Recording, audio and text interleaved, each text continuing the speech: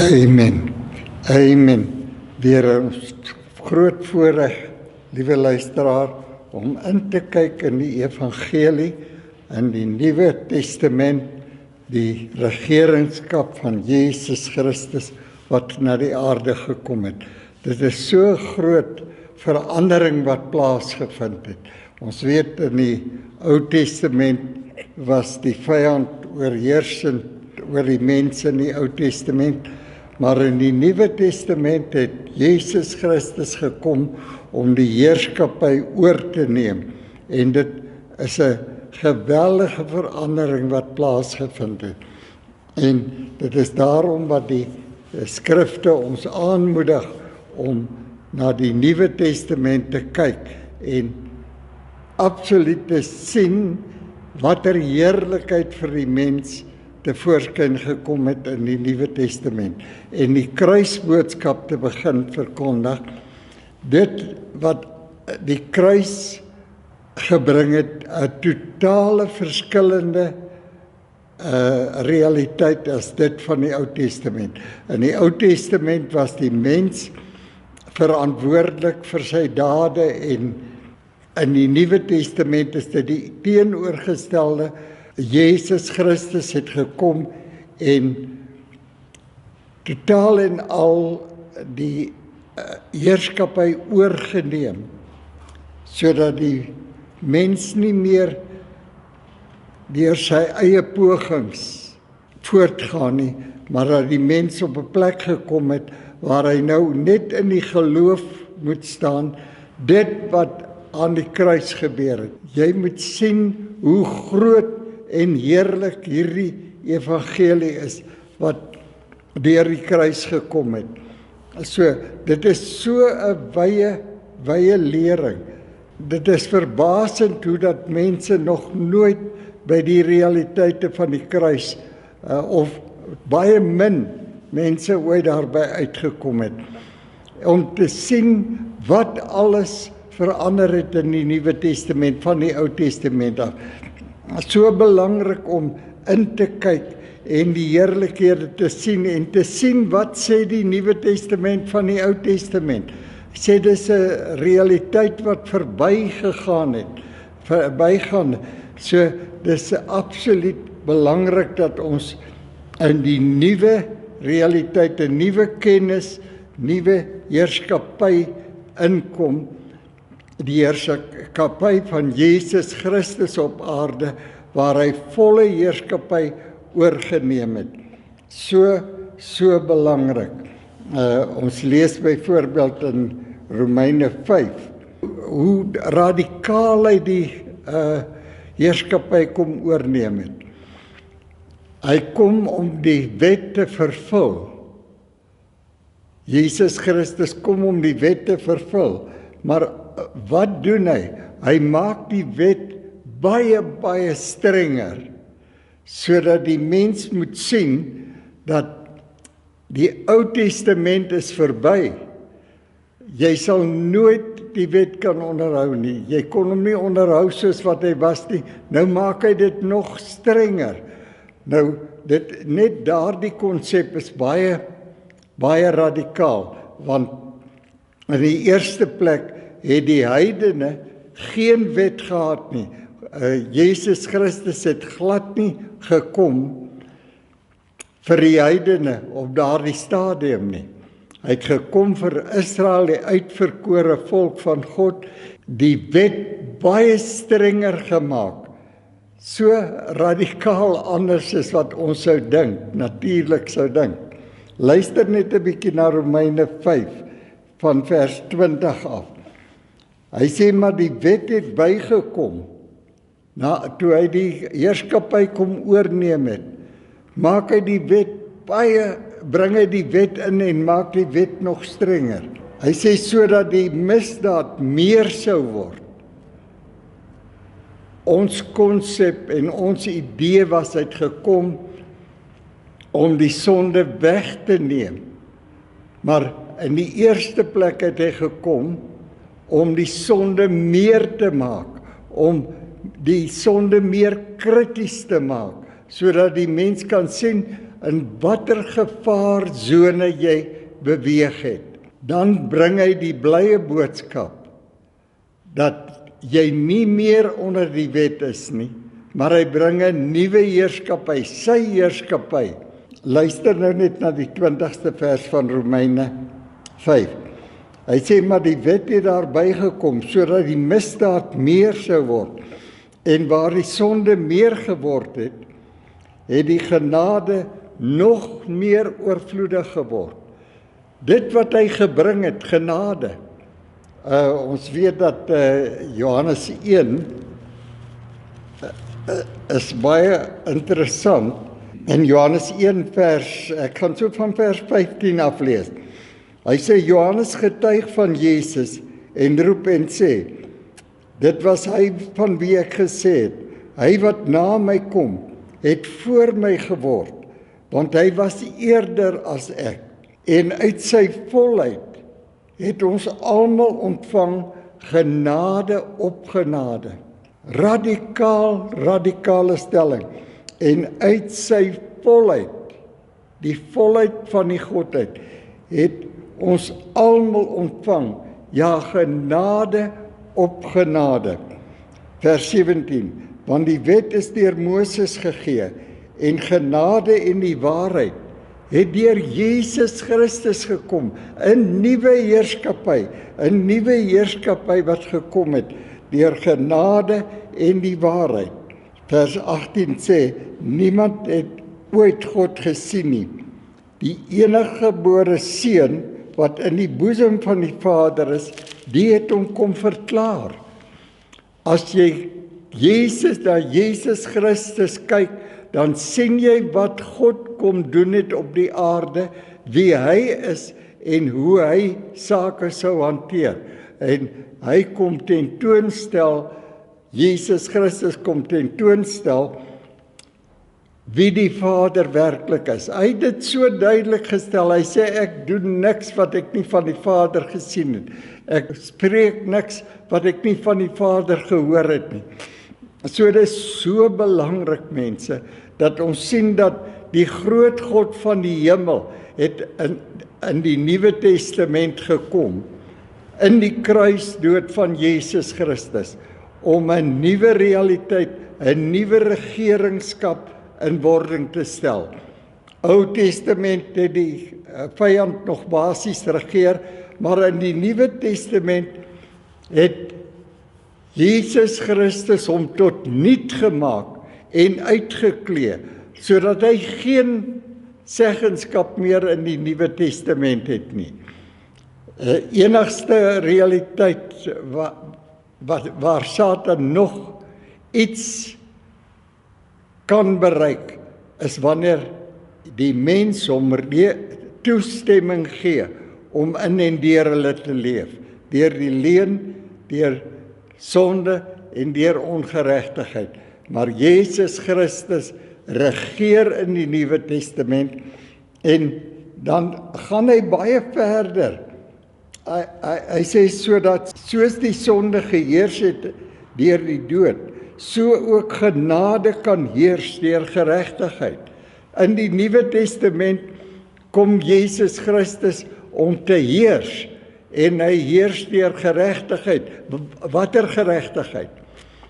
Hy kom deur vir die mens die geregtigheid van God te skenk, en dit te openbaar aan die mens, dat die mens 100% geregtig is. En daardie geregtigheid word die ewige lewe van die mens deur Jesus Christus.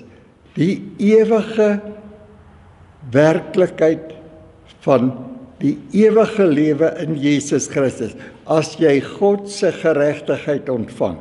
Nie jou eie geregtigheid meer nie. Ons weet dit is duidelik uitgespel in byvoorbeeld Romeine 10, hoe dat Israel nie kon inbeweeg nie, omdat hulle nie die geregtigheid van God gesien het nie. En daar is tot vandag toe mense wat nie verstaan waarom dit so radikaal is nie. Israel kon nie inbeweeg omdat hulle nie Jesus Christus erken het nie, en as jy hom nie erken nie, kan jy nie die geregtigheid van God ontvang nie. Dis nie moontlik nie, want Jesus Christus het vir jou die geregtigheid van God gebring. En dit is so radikaal, dat as 'n mens byvoorbeeld na die skrifte kyk, 1 Korintiërs 1 vers 30, dan sê Jesus Christus het vir ons geword, die geregtigheid van God, die heiligheid van God, en die verlossing van God, dat hy 'n perfekte werk kom doen. Daar is niemand wat ooit sy werk enige skade kan aandoen nie. Maar dit werk net deur die geloof. Dit is vir die mens om dit te aanvaar of dit te verwerp. As jy dit aanvaar, gaan jy die blydskap en vrede in jou wese begin ondervind. Weet dat sonde nooit weer 'n impak op jou sal hê nie. Want 2 Korintiërs 5 vers 19 sê dit is God wat ons met homself gerekonsilieer het en sonde nie weer aan ons sal toereken nie. Dit is so belangrik, mense, dat jy in 'n rustigheid, in die vrede van God op hierdie aarde kan begin leef. Dit maak nie saak wat gebeur nie. Hierdie groot God wat in Jesus Christus gekom het, is totaal en al in beheer.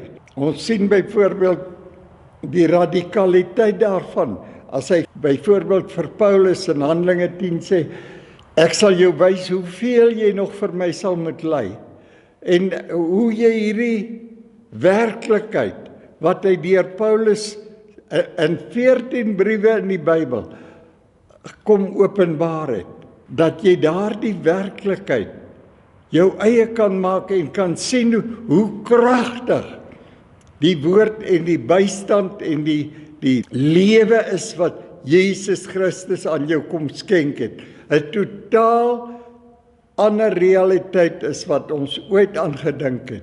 Galasiërs 2 vers 20, nie meer ek wat lewe nie, maar Jesus Christus wat nou in my lewe. Kolossense 3 vers 4, wanneer Christus wat ons lewe is, verskyn, sal ons saam met hom verskyn.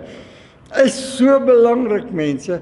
Dan sit Paulus vir jare in die tronk, en ek het dit al baie genoem, sit hy vir jare in die tronk, en hy's doodkalm, doodbedaard, hy weet, Jesus Christus is nou sy lewe, en hy sal absoluut daardie lewe bewys, dat daardie lewe bly en hou stand teen die moeilikste omstandighede.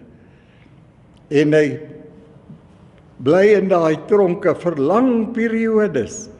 En dan skryf hy byvoorbeeld soos in Galasiërs 5 vers 1, vir die broeders daar buite wat in hulle vryheid is. Broeders, staan nou, moenie in die wêreldse realiteite staan nie. Moenie onder 'n ander regeringskap nou weer ingaan nie. Bly in die realiteit van die verborgenheid van die evangelie, dat Jesus Christus is nou jou lewe. Nie 'n veranderde lewe nie. 'n splinter nuwe lewe. Nie 'n veranderde lewe soos wat dit baie lang vir jare verkondig was nie. Nee, glad nie 'n veranderde lewe nie. Nie 'n ou lewe wat dood was in sy sonde en ongeregtigheid en nou ewe skielik die geregtigheid van God nie. Nee, dis nie dit nie. Dis 'n splinter nuwe lewe. Jesus Christus kom van God af, bring die nuwe lewe na die aarde, en hy skenk ons sy lewe. Hy kom lewe in en deur ons. Daarom sê Romeine 8 vers 11, reken julleself nou dood. Moenie langer in die dood lewe nie, maar sien die lewe, laat Christus nou in en deur jou lewe. Laat die skrif toe, kyk in die skrifte. wat sê die skrifte nou? Hoe werk dit? Hy sê, soos jy luister na hierdie groot en heerlike evangelie, sal jou verstand vernuwe word. Jy vernuwe nie jou verstand nie. Jou verstand word vernuwe deur die kennis van die woord. Dit is 'n realiteit wat ons duidelik moet verstaan. God het nooit iets van die mens gevra wat hy nie aan die mens beskikbaar gestel het nie. Hy het bekering vir jou geskenk. Hy het 'n genade vir jou geskenk. Hy het heiligheid, geregtigheid, verlossing, wat jy ook al aan kan dink, het hy vir jou geskenk, want dit is sy lewe. Hy het dit vir jou geword. 1 Korintiërs 1:30. Hy het dit vir jou geword. Jy kan nie meer op jou ou lewe staat maak nie. Jy moet so dankbaar wees dat daardie lewe wat dood was deur die sonde en ongeregtigheid, dat dit nou van jou verwyder is en dat jy nou 'n splinter nuwe lewe het. Dit is so belangrik, mense. En dan begin jy sien hoe dat Christus gekom het om 'n heerskappy oor te neem in die Nuwe Testament. Nie meer die vyand se heerskappy in die Ou Testament nie, maar nou 'n nuwe realiteit in die Nuwe Testament. Sy heerlikheid wat hy gebring het. Miskien moet ek net gou so 'n bietjie daarna weer vir u terugverwys. Hy sê terwyl ons dan hierdie hoop het dat Christus nou jou lewe is, dat jy nie meer leef nie, maar dat Christus nou deur jou leef. Hy sê terwyl ons dan sodanige hoop het, gebruik ons baie vrymoedigheid. Nie soos Moses wat 'n bedekking oor sy aangesig gesit het, sodat die kinders van Israel, die Ou Testament, sodat die kinders van Israel nie kon die oë vestig op die einde wat moes vergaan. Ou Testament wat moes vergaan. Maar hulle sinne is verhard, want tot vandag toe. Kan jy dink hoe pertinent bring God die evangelie vir jou en my in hierdie moderne tyd? Hy sê, maar hulle sinne is verhard, want tot vandag toe bly by die lesing van die Ou Testament dieselfde bedekking, sonder dat dit opgelig word. In die Ou Testament was jy verantwoordelik vir jou dade en vir jou sonde. Maar in die Nuwe Testament kom Christus en hy neem alle verantwoordelikheid oor. Neem die sonde weg en gee vir jou 'n nuwe lewe, 'n lewe wat nie meer kan sondig nie. Ek vir u tog nog 'n skrifgie lees. So belangrik, skrifte wat ons nooit gehoor het. Ek kom vir jare en jare deur die kerke. En ons het nooit hierdie van hierdie skrifte gehoor. Nooit was dit aan ons voorgehou nie. Luister net wat sê 1 Johannes 3.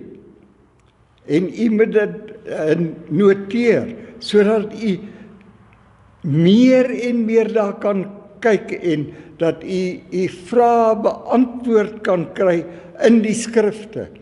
So, hy sê in 1 Johannes 3, vers 9, hy sê elkeen wat uit God gebore is, doen geen sonde nie, omdat sy saad, omdat God se saad, Jesus Christus, in jou bly, en hy kan nie sondig nie, want hy is uit God gebore. As jy dit beter wil verstaan, dan moet ek gou vir jou nog weer 'n ander skrifgie lees, en dis belangrik dat ons daarna kyk, sodat dat ons nie verdwaal raak deur die skrifte nie. Efesiërs 1 vers 13. Dis nou julle die Nuwe Testamentiese mense. Dit wat vandag in hierdie moderne tyd van geldig is. In wie julle ook, nadat julle die woord van die waarheid, 'n nuwe woord, ou woord het verbygegaan. 'n Nuwe woord, die woord van die waarheid, die evangelie van julle redding.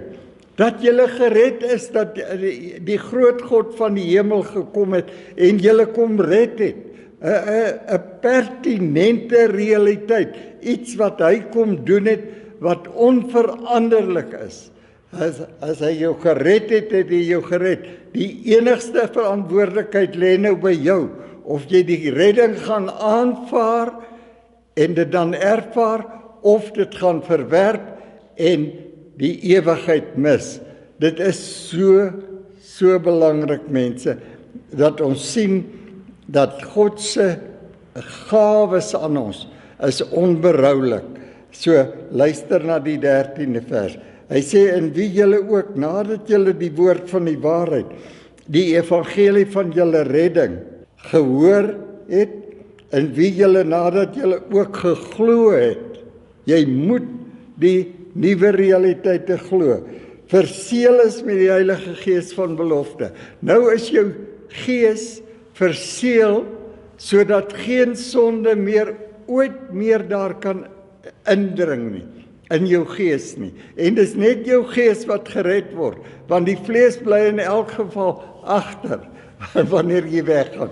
Dis so belangrik, mense, dat jy tot die realiteit kom van 'n 100% verloste gees, jou 'n gees wat vir ewig in hierdie realiteit van God se volmaakte redding wat hy vir jou gebring het, gesetel is, en nie meer in jou natuurlike denke nie, maar absoluut in die woord van God, sodat die woord van God vir jou 'n ewige werklikheid kan wees, 'n ewige fondasie, 'n sterk fondasie, dat die skrifte vir jou absoluut daardie fondasie is, wat al sou die storms kom, al sou wat gebeur, dat jou redding en verlossing hou stand deur die moeilikste omstandighede, soos wat ek nou genoem het,